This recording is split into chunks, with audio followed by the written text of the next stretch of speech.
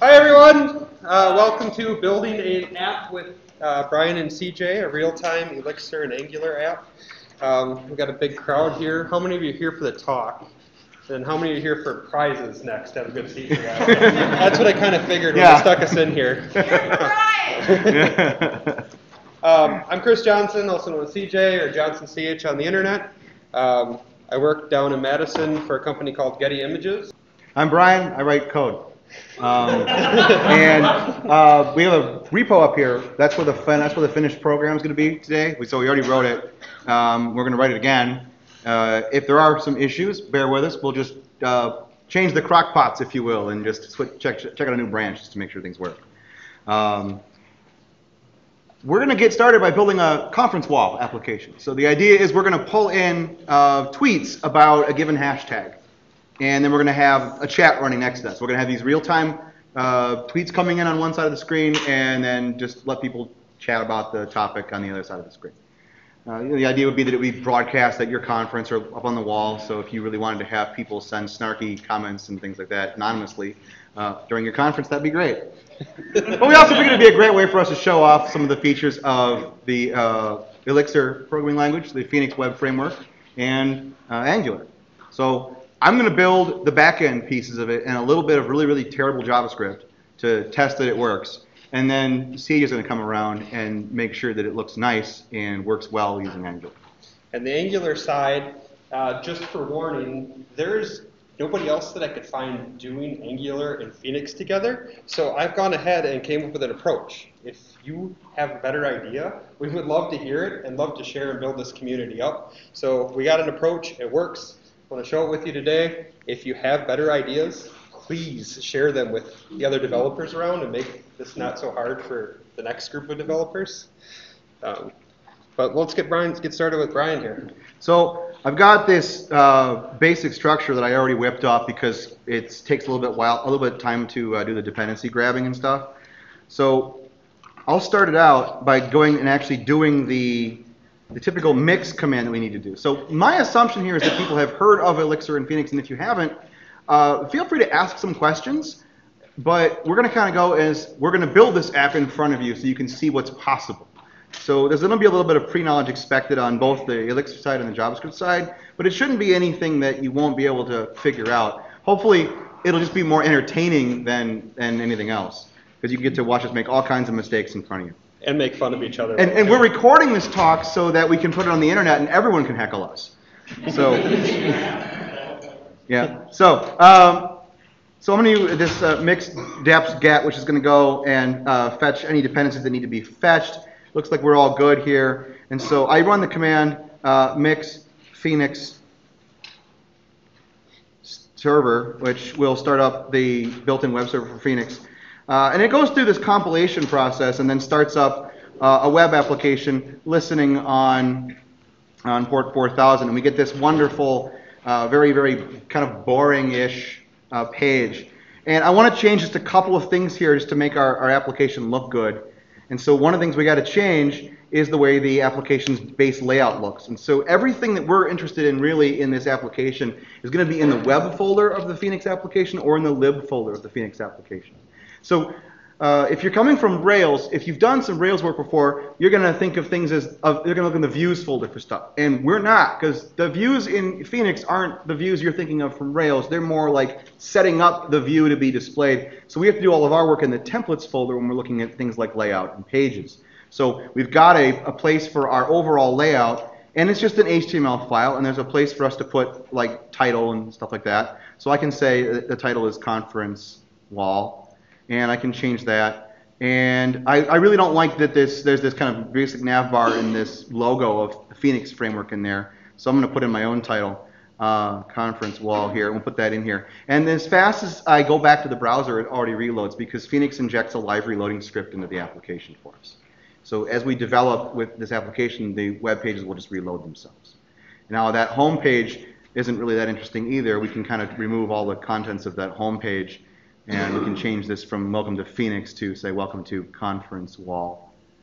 And we could probably do something interesting in here too and say chat about your conference.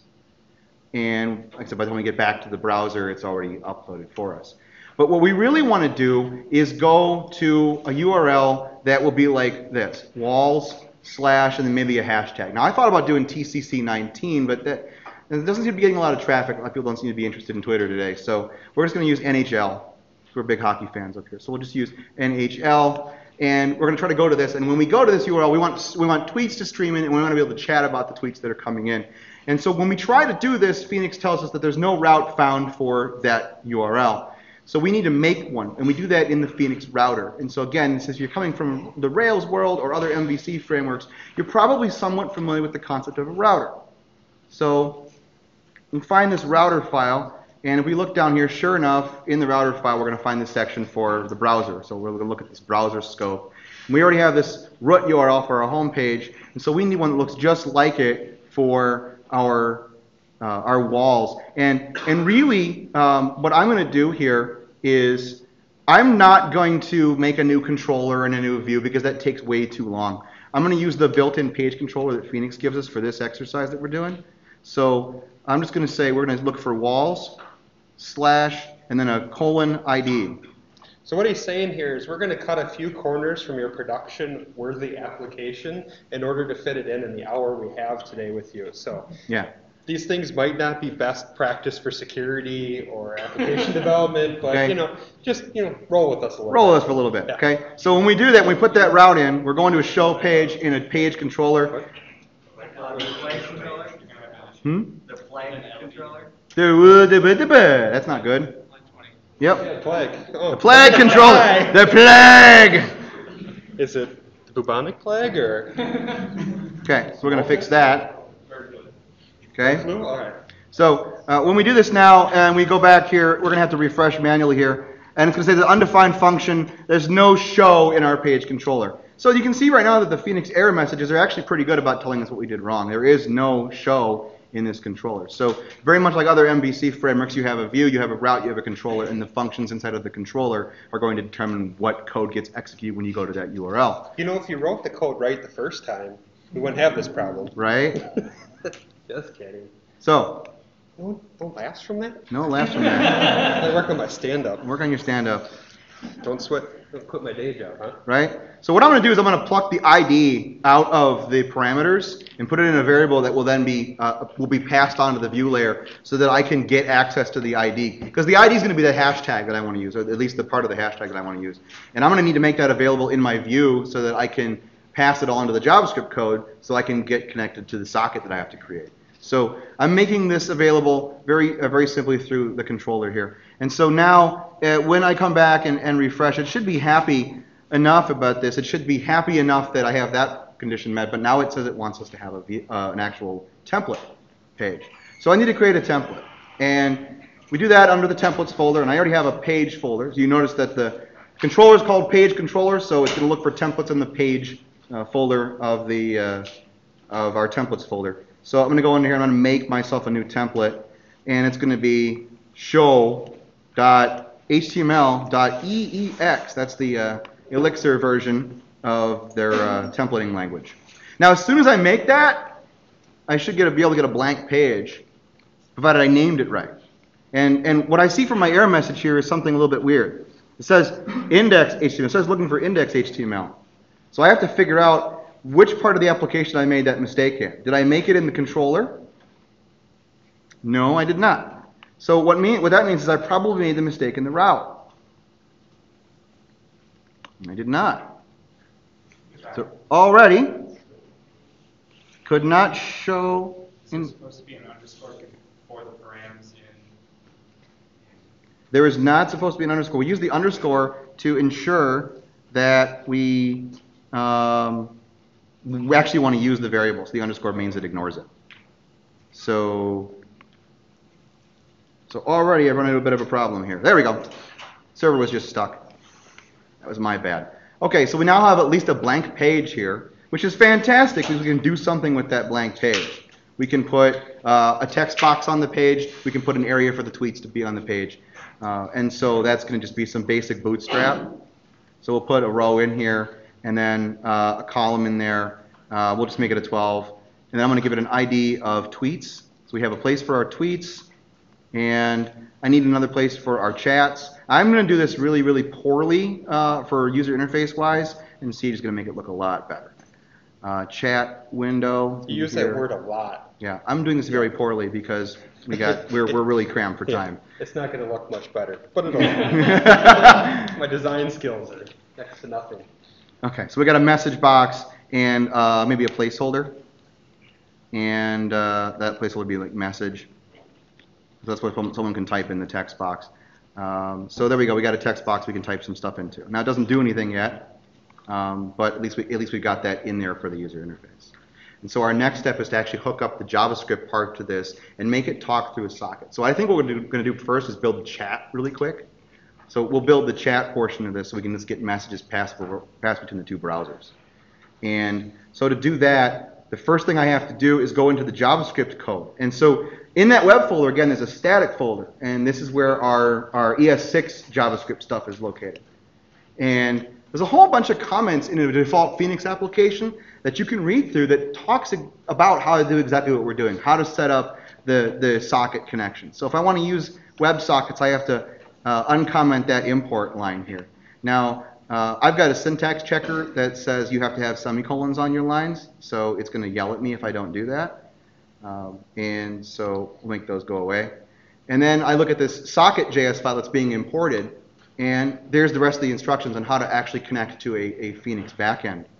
And so we bring in this socket library. Phoenix has its own WebSocket library that works with the Elixir backend, and they work really well together. I can create an Elixir map, which is like a data structure in Elixir, and when I pass that over to the JavaScript side, it just comes across as a JavaScript object. So it's very easy for me to pass data back and forth between the two.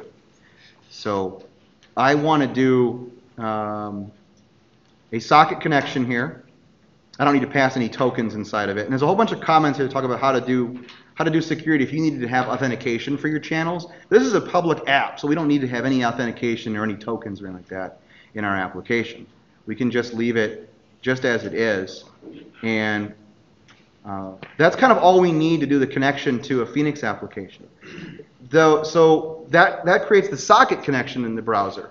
But what we have to do next is specify how we want it to connect, and we do that with a channel and a topic. So right now, it's giving us this default thing, a topic and a subtopic, which is pretty cool.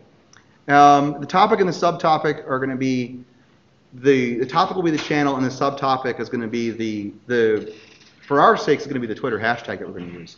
So I'm going to change this to say walls, colon, and then we need a subtopic in there.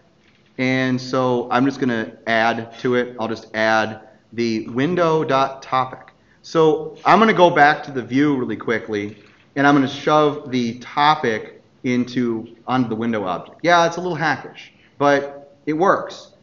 I need a place for this topic to be accessible in the template and accessible to the JavaScript side. So window.topic is going to be equal to, and we'll just use Elixir here in the template to actually put the ID there. So now I'll have the NHL string that comes in the URL. That's being passed to the parameters from the controller. The controller is passing it down to the template, and we're injecting that value right here into a JavaScript variable. That's a lot of steps just to get something on the page, but it should prove valuable to us relatively shortly. So we've got this on the page. We'll go back to this JavaScript and see exactly how this is supposed to connect. And if we look now at the web browser, we're going to see some messages here saying it's unable to connect to the channel. So there's some good console logging going on. It's unable to connect to the channel because we don't actually have a channel set up on the back end. So the JavaScript is trying to connect to our application, but there's no actual channel for it to connect to. So under the channels folder, there's a user socket, and that's where we define what channels we're looking for. They assume in Phoenix that you're going to be doing some user-based stuff with your channels. So they call this user socket. You can call it chat socket or whatever you want to call it, but the default name that they give you when you create an app is user socket. So we'll change this from rooms to walls, and we'll change the channel that it's looking for from room channel to wall channel. And so now this sets up that it's going to try to route these requests to a file called wall, to a channel called wall channel, which we now have to set up in the channel folder.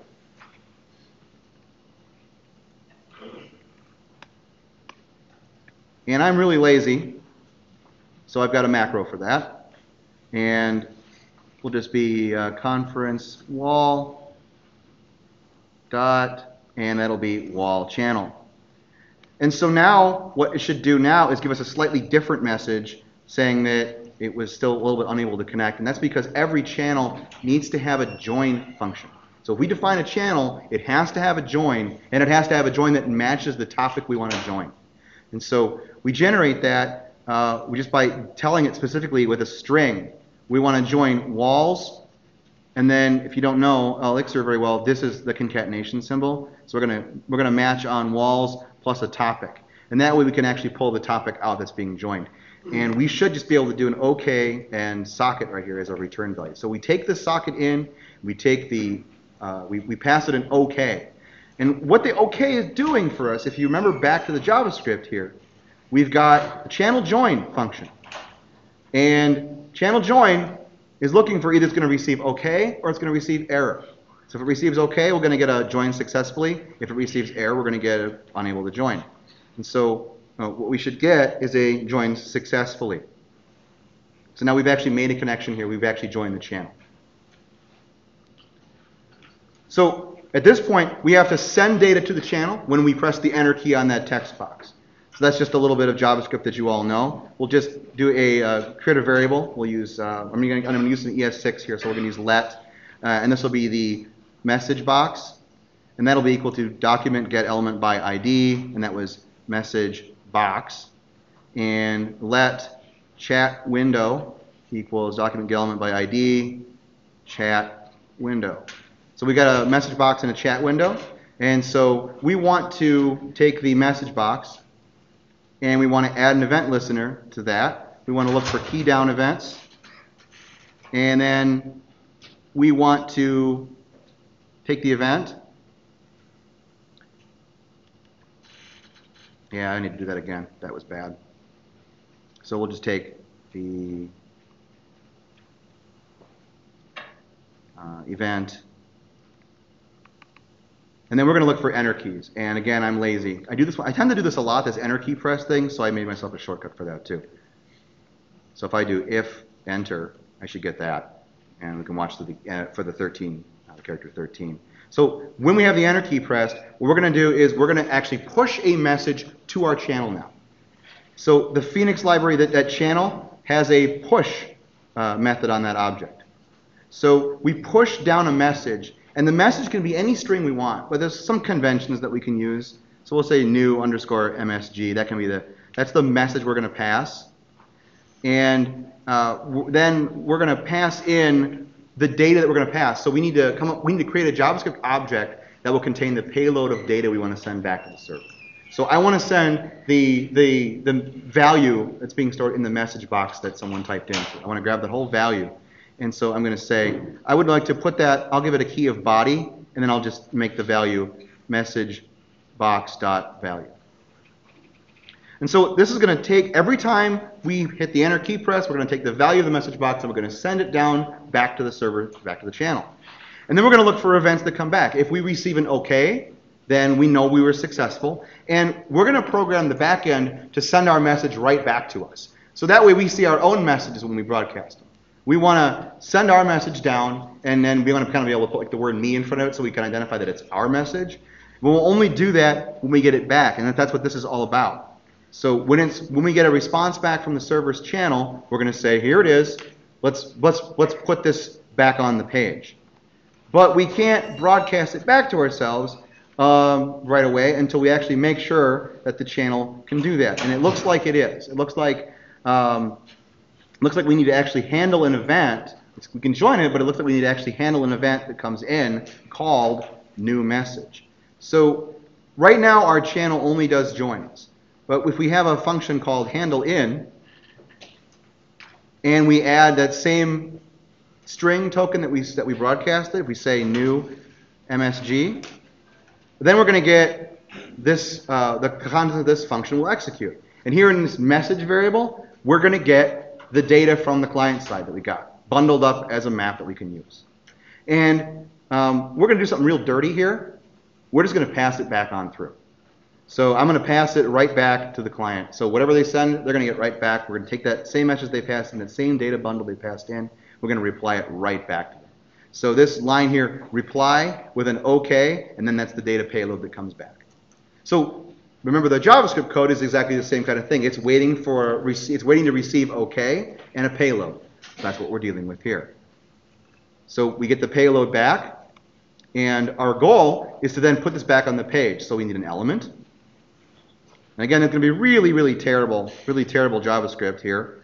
So I'm just going to create an element, and it's going to be document create element by ID. It'll be a div. We'll take the element and we'll enter HTML. And that'll be equal to me plus payload.body. And we sent in the key of body. It went to the server. The server round-tripped it back to us as a response, so we can grab the field, we can get the value right back out. So the backend is serializing and deserializing these JavaScript objects, which makes a lot of what we do really easy when it comes to this. So hopefully, all I have to do now is take the chat window and append child, and append that element onto the end. Anybody see any problems with that code before I try it out? Does it look legitimate? We're getting this data back, we're creating an element, we're going to slap it into that area. I sure hope it works. Works first time, trademark. You got the text up there, me, what's that? All right. All right, we're done. Yeah, right, right. Well, we're not quite done, because if we open this in Chrome, we open the same application in Chrome here, we want these things to be able to communicate. We want to be able to see messages across both of these things. So if I type a message in here, hi there, I'm going to get the response from me, but Chrome isn't going to see it, or the Firefox isn't going to see it. So I have to add one more piece of code here. I have to broadcast the message out and then put it on the screen. So I have to go back to here, and I have to say, all right, when we receive a new message, let's broadcast it out to everybody else but me. So we broadcast. Broadcast from this socket, and we're going to broadcast new MSG. So we're going to broadcast new message, and we're going to send the message back down. So then we need another event here, and we need almost the same code here. We need a new event for the window here. We need a new event that will handle this. We'll just do channel on. When the JavaScript's channel launcher receives a new message, when it receives new MSG, it's going to get the payload. It's going to look just like the response that we did, except we don't want to use me. We'll just use anonymous. How about anonymous coward, right? All right. So we'll just, there we go. So now what should happen, this should just kind of work the exact same way. We're just going to append this right onto that area. So now if I do a hi there here and go over to Chrome, I see anonymous coward has gotten a chat. So now we have a chat. And you know, it really wasn't that long. We started the talk at 2:15. It's 2:40 right now. So we still have a little bit of time to get this stupid Twitter working, right? Which is the real meat of this application. And believe it or not, it's not much different than what we just did in this last bit. Because most of what we did was just setting up infrastructure and web pages for this. But if we're going to look for events, we need a service on the back end that's going to go and watch Twitter. And every time it gets a new tweet based on our hashtag, it's going to broadcast to the channel. So the first thing we have to do is, right here in our JavaScript code, listen for new events from our Twitter broadcast. So we'll do another channel on, and we'll look for new tweet. And that'll have a payload. And it'll probably be almost the same code, except that we're probably not going to look for, we're probably not going to be pushing to the chat window, we're going to be pushing to tweets. So let tweets equal to document get element by ID, tweets. Here? There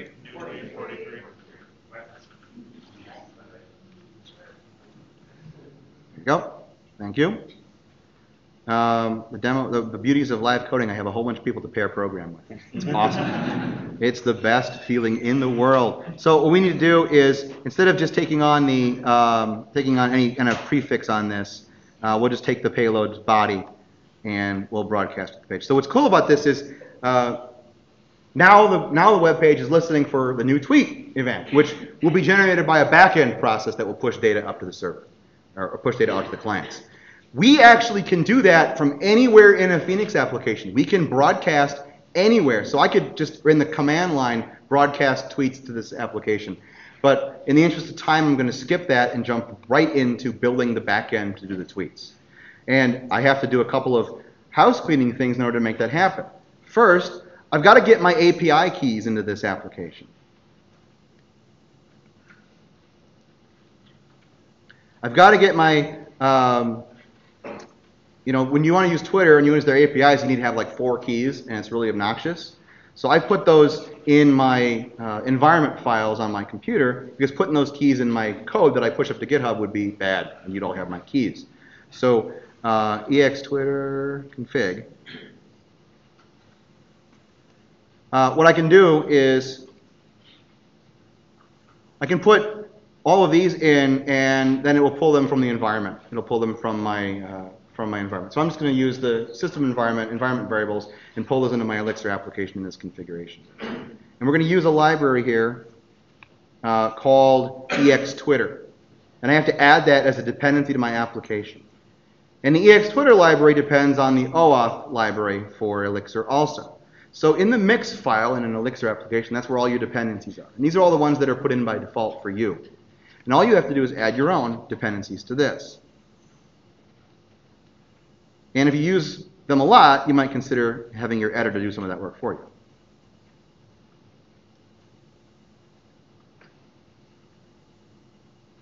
I can't type anymore.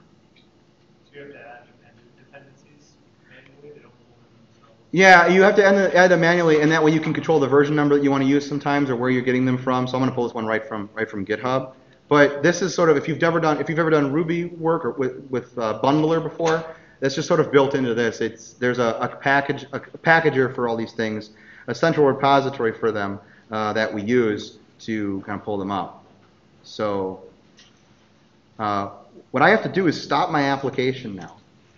I have to stop the app, and I have to do mix deps.get, and that will go out and get these new things. It'll get the EXTwitter and the OAuth library, and then I have to compile the app again, mix compile. And that'll do the compilations for me, and I can kind of let that do its thing in the background while we get back to work. Because one of the other things I have to build is the back-end watching service that will go and fetch stuff from Twitter. So that's called the Gen server. And Phoenix has support for watching processes. So if our channel process crashes, it'll restart it. And if I have this Twitter process I want to create to go and fetch these tweets in the background, if that crashes, I want it to be able to be created too. So Phoenix is based on Erlang's OTP, and so we have an endpoint. We have a conference wall file here, and you'll see that there are these this supervision tree with a bunch of children on it. So we have a supervisor that runs, that watches these processes, and our actual application is one process, and then we have a repository for databases. That's another process that runs. And so I want to make a process called Twitter service that we can start up with our application that will also run in the background. So it seems to be, and I'm not sure if this is actually where they should go, but it seems to be that everybody I've looked at puts their Gen server services in this lib folder.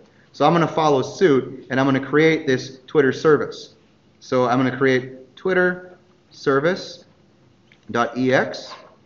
and I'm going to go into this Twitter service, and I'm going to create a Gen server. And Gen servers are quite large with code, because there's an API you have to follow in order to use them. There's an interface they want you to program to, really. So conference wall dot Twitter, 2 dots there, don't I? Twitter service. And then I need the name to be TS for Twitter service so I can remember it later. I'll go over here to the end, TS. There we go. So I need an internal name for this. So what's going to happen is we got this service here, and I'm going to make it start when my application starts. And when the application starts, it's going to call this thing called start link. And when start link gets called from the outside world, this init function will get called. And it'll say starting conference while Twitter service. And then it has to return, the init has to return an OK, and then some data structure, something. I don't need a data structure, but I got to give it something, so an empty map is probably fine. When I start the application again,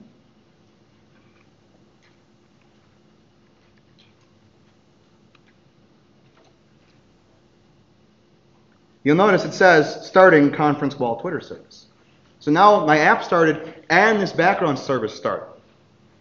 So from here, I have to just do a little bit of work inside of here to make this get tweets. First, I have to subscribe to a hashtag.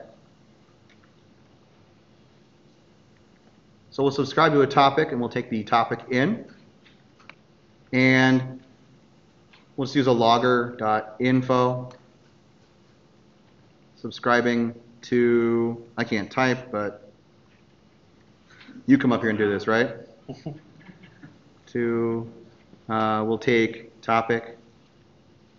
So just I have a logging message there. And then I have to call gen server cast. What that's going to do is in the background, in an asynchronous call, it's going to call a little function called handle cast. And then we have to tell it what we want it to actually do. And we do that by passing a little tuple with what we want to do and then the data we want to pass. So there it is. We're going to pass that. And then we just handle cast by taking that in, add topic, comma, topic. Topic. So what's interesting about this when I first saw this was, wait, why am I kind of coding this twice? Why am I coding one side and coding the other? And it seems to be that when you're writing Erlang and OTP applications, and the same holds true in Elixir, when you're creating gen servers, you put the public and private API in the same file. And so handle cast is private stuff, and init is private stuff, and these things with nicer looking names, that's kind of our public API. And you can either put all the public stuff at the top and then all the private stuff at the bottom, or what I've discovered I like to do is keep them together. I like to keep the public first and then the private implementation second after that. But this is going to call this, and what this is going to do is go out to Twitter and fetch the tweets for us. So we need to do that in a separate process. And in Elixir, it's really easy to spawn separate processes that do their own thing. We just spawn them. So if we say spawn, we can spawn a new process. Now, all the code inside of this block will be spawned off in a new process. And I want to grab for tweet, and I want to say ex Twitter, and I need a stream filter. And so we're going to filter on the hashtag that we're looking for. So I need a variable for the hashtag. Hashtag is going to be the hashtag plus the topic that we're sending in. So what this does is this kicks off, if it's not running, it kicks it off. If it is running, it continues to do it. And it's just kicking off a connection to Twitter's streaming API. It's going to send us a fire hose of stuff. Whatever we subscribe to, it's going to send to us. So we're going to kick these little sub-processes off, and then we're going to route them to our channel. We're going to broadcast them. So we're going to just broadcast. This is where we take down the University of Minnesota network. Right? Broadcast tweet. We got to broadcast the topic and the tweet. So then we need a method to actually do that broadcasting. I'll make it private function here. I keep saying method because 15 years of OOP will do that to you, but this is a functional language. There are no objects, so they're functions. Are you missing an opening thread up at broadcast? On which? 26? Yeah. Yep. I don't need it. We'll just take them off and make it simpler.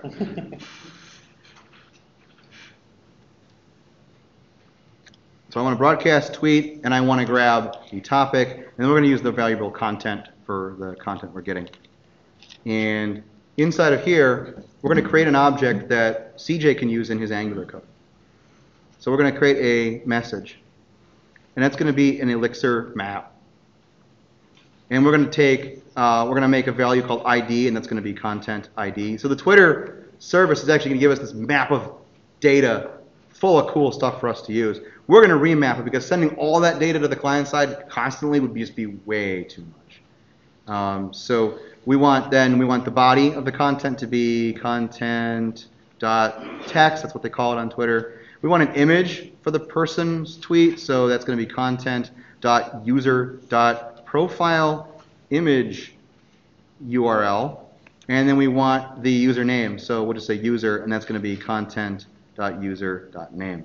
So we've bundled up this nice little object, if you will, this map. And then we can just broadcast this to our channel. In a little back-end server, we can do this broadcast to the front end. And we do that by using the endpoint for our application. The central point of our application can broadcast to any other part of the application. So we can say conference wall dot endpoint dot broadcast. And where is it broadcasting to? It's broadcasting to walls, topic. And then it's going to send out the message of new tweet. And then it's going to send, as the payload for that, this message object that we just built up. Now, I've been fortunate enough along the way here to have this back-end code reload for me every time. These gen servers, because they're in that lib folder, they don't automatically reload. I have to stop my server and restart the application if I make any changes to this file. So I've got this. It's all running. It should subscribe to tweets. I just need to add the code to the channel so that when someone joins the channel, it actually subscribes to the tweets. And Line 34. line Def with FP. line 34? It's DefP. Yeah, it's DefP. I want it to be private. Oh. DefP is for private. So that's fine. We can keep that. We can keep that where it is. I don't have to, but that prevents people from broadcasting their own stuff outside of the app. So I wanted to go through my interface. So in the channel, in the wall channel, when someone joins, we can just say conference wall dot Twitter service dot subscribe to topic, and we'll take the topic that comes in.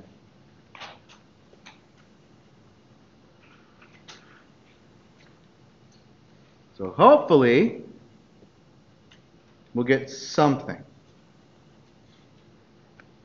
Look at that. We get tweets coming in.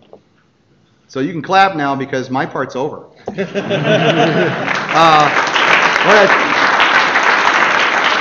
now what CJ has to do, CJ has to make this actually be much better. Look at both of our browsers are getting that data too. So it is broadcasting to both. So we can prove that. All right, so like we mentioned in the beginning, the next part's going to be angularizing. Yes. Angularizing. Yes. Angularizing. I'm angry. I'm writing JavaScript. All right. So this is Brian's computer, so I'm going to cheat, and I have code to pull in because I didn't want to fat finger and program snippets into his. But a lot of what we're going to start off doing actually is getting rid of all the hard work he did. So we're going to go into our web folder here and into the JS, and again I'm going to flub every.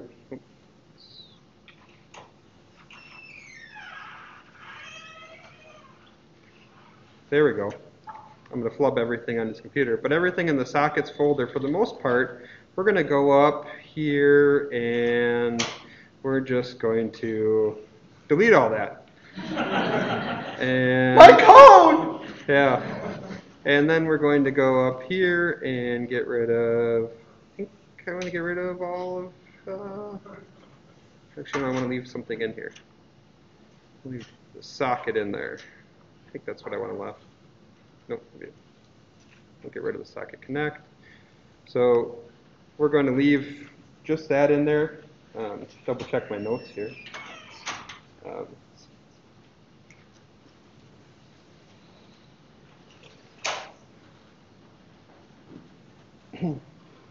So with that, we're going to hop over to our app.js. Now, again, here we're going to do all our work in the app.js file. Now, this is to save time and crunch everything into one starting thing. I've already gone ahead and downloaded the Angular library, the minimum JavaScript file, so in case the network was out, it's already in our application to save us some time. The first thing we're going to do, though, is add that to our layout page so that it gets loaded when we load the server up. So we're going to hop over it here, and at the top, so it gets loaded right away, we're going to grab a snippet from, where'd it go? Oh, sorry, okay. tab. We're going to go grab a snippet from here, which is the script tag. So this will pull it in from our local environment and pull it up. And then we're going to open up our JavaScript again.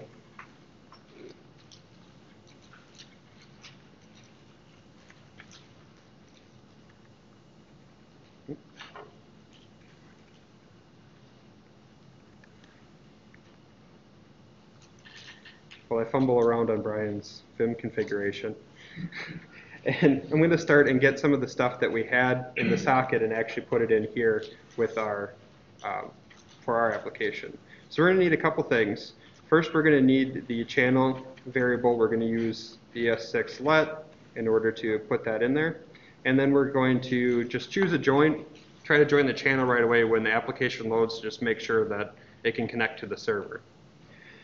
And then we can go ahead and start getting our Angular things in place. First thing we'll do is start up and get our Angular app declared here.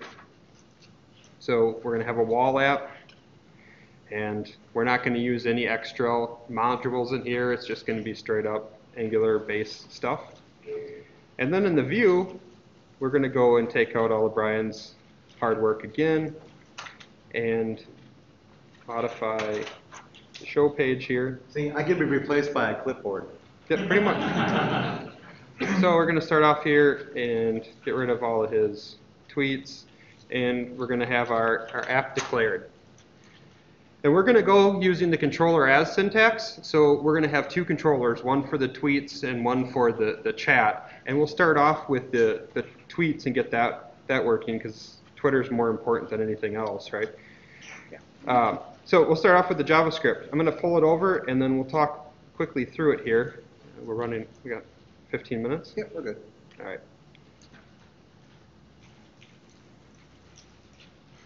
So first thing we're going to do is put in our first controller here. And this controller starts off with two variables, tweets, which is our array of tweet objects, and then a greeting, so we can pop on the page, we can just put a gradient up to say that you're watching tweets about the topic in case we decide to be able to watch two topics later. We're creating a function that we're going to init when we do our HTML to listen to the tweets.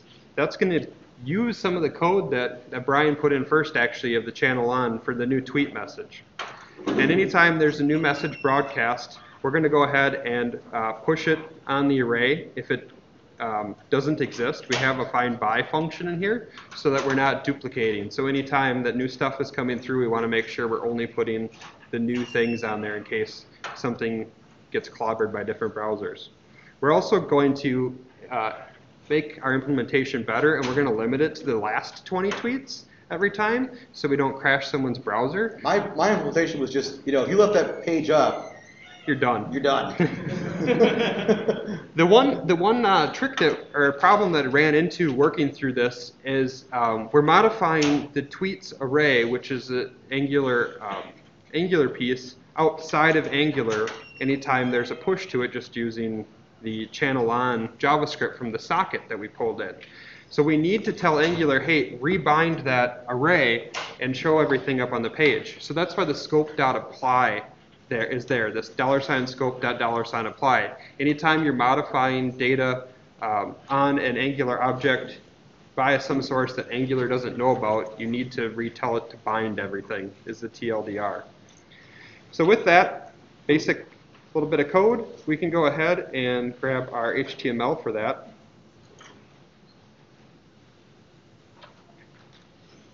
Also in the scope.apply, I'm not putting a callback function. If there is an error, our app will just blow up. That's okay. We'll just let it go. Again, this is not production ready application. put in our first div here.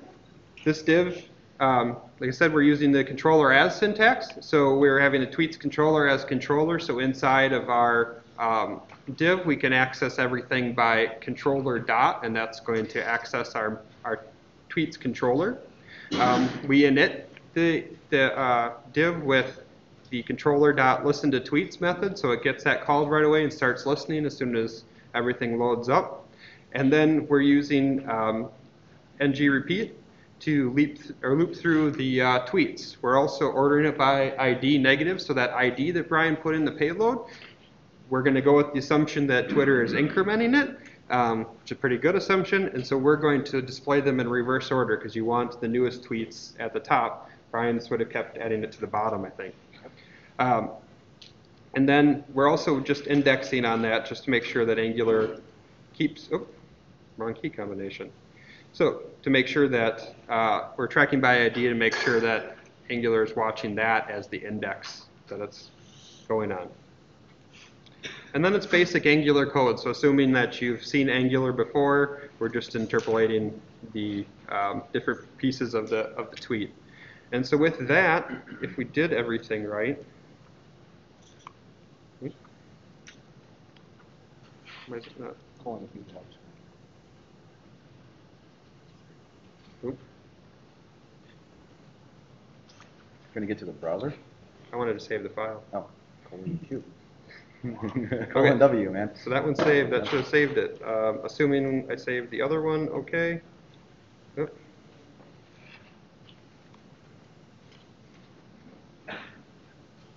Live coding on someone else's machine. You should all try it. Really, I you recommend should. it. It's a ball of wax. So,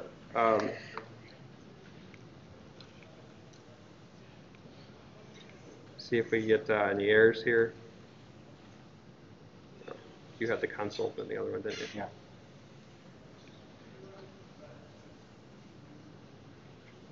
Angular is not defined. What did I Did you miss? save the layout? I did not save the layout, I bet. Come up B, just bring buffer open.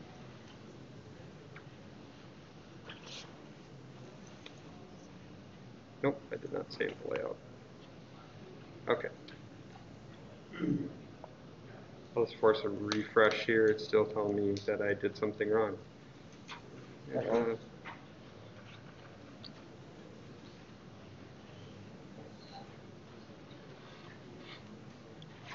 It's not there. Okay. So we can get out of this and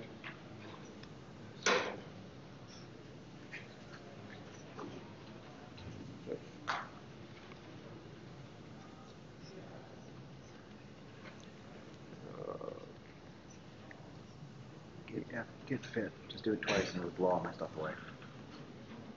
get fit. Yep. Get fit. All right. Check out the branch lead.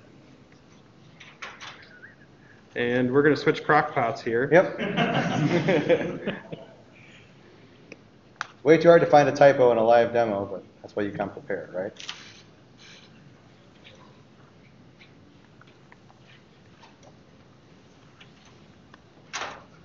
All right. You can go to the other tab and change it and start the server again. Relaunch the server. Mix depths.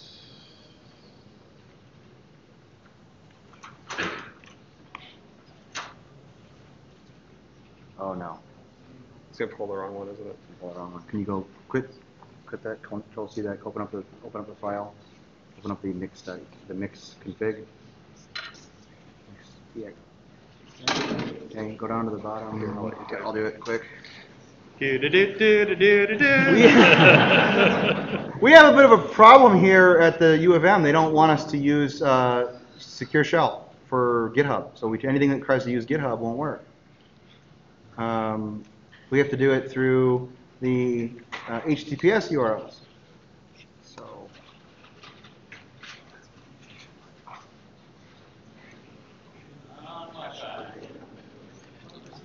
now,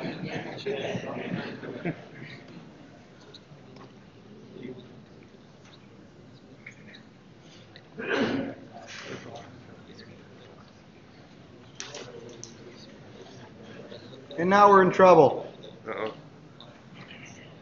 Now we're dead. Now we've been killed. And it always happens, right?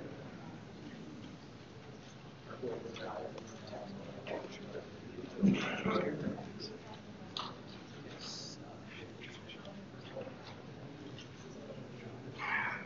can't do it, man. I should have stashed here.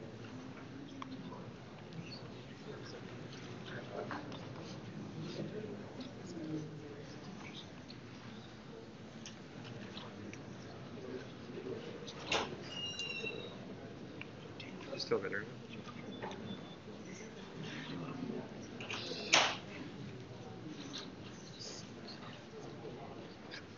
No, we don't have internet. That's why we can't do it.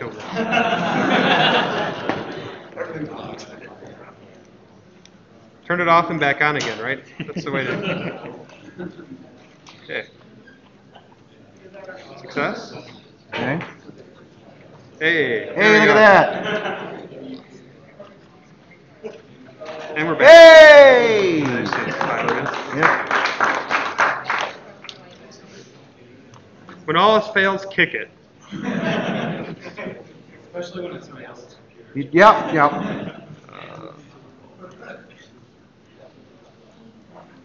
All right.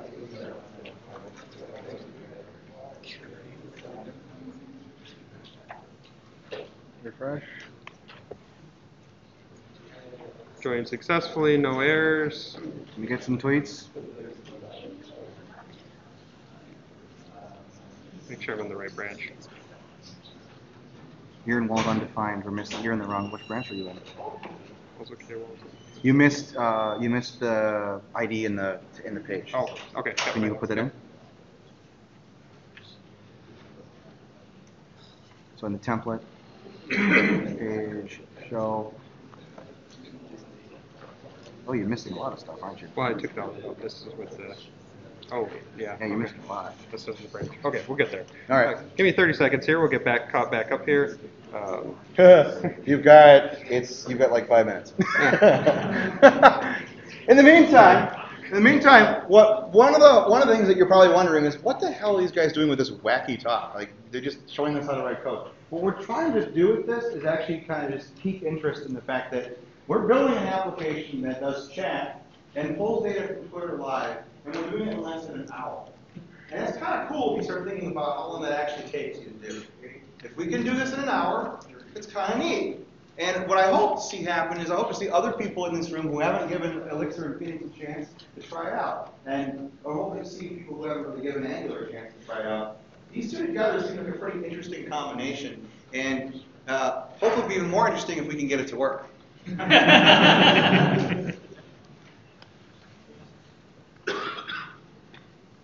all else fails, we'll use get and merge.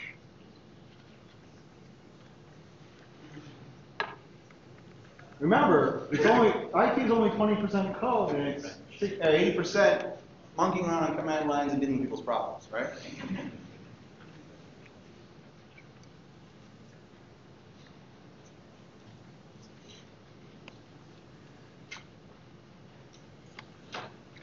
All right.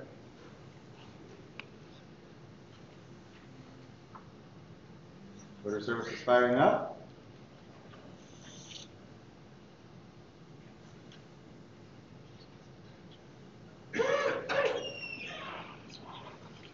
Come on, tweets. Come on, tweet. Somebody tweet about something about the NHL. So, we'll wait for some tweets to come in and hope that the thing's there. We'll add the chat piece here. So, heading back over to our app, our static JS here in web, the app.js, we're going to add another controller then for our chat message. So go down and grab the code for that. You'll notice it's using, as we paste it in here, it's using a lot of the same stuff that Brian's took care of. There's a lot of similarity between the two. We start off with an array to keep track of everything, and then we're using the channel on.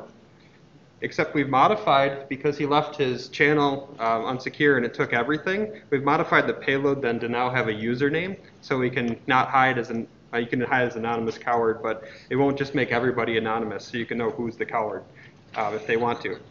We're also going to respond then to a key event, and if it's a 13, so if it's an enter, then we're going to send the message down. In keeping Angular moving faster, we're actually going to display the message right away and then just console log that the chat server caught our application okay on the response. That way we don't have to do another scope apply there and litter that through our whole code. And let's see, did we get any tweets? No, nobody must be tweeting. Killed.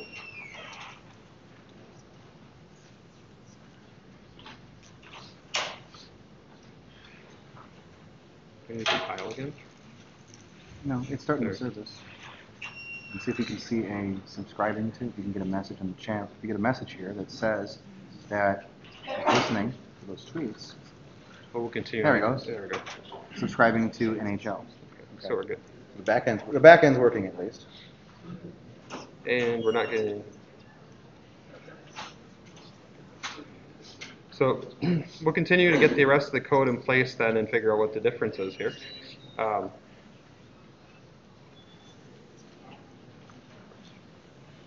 One thing, I don't know if anybody else worked with the Twitter APIs at all, especially the streaming APIs. It's weird. Like once in a while it just decides, I'm not going to send you anything for like 5 minutes. And then may have all of a lost sudden, bam! We may have lost internet again too. Yeah, that's possible. It's always possible. So we'll hop back over to our show. And very similar, we're going to add another chunk of code in here for our chat window.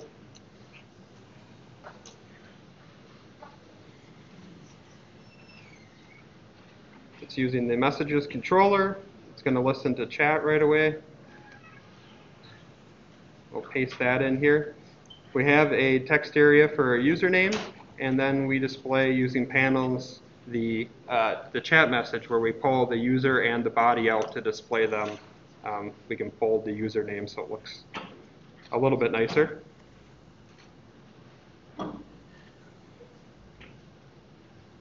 Oh, we had a, and I didn't save this file. We had a tweet coming in. Yep. All right. So we got Hey. tweet, and if we I make told you, this, once just all of a sudden, boom, there's some stuff.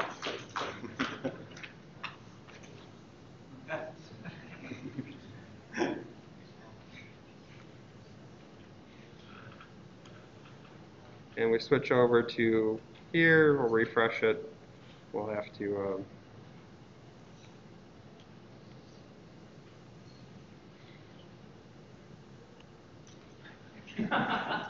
We can see that it's going back over there.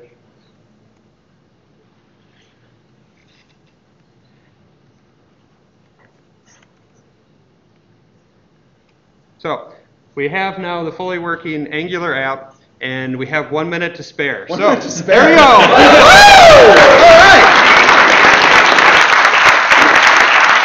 All right. So what you can do is you can go on Twitter and you can tell us how much we sucked or how awesome we were, whichever you want to do. We'd love to talk to you about what we're doing. If you've got some better ideas about how you can use these technologies together, we would love to hear it. We're not sure if everything we did was right, but we know that it worked in an hour. We appreciate your patience and participation. I especially appreciate your help for some of the code mistakes that I made. So thank you very much for coming. Thank you. Thank you.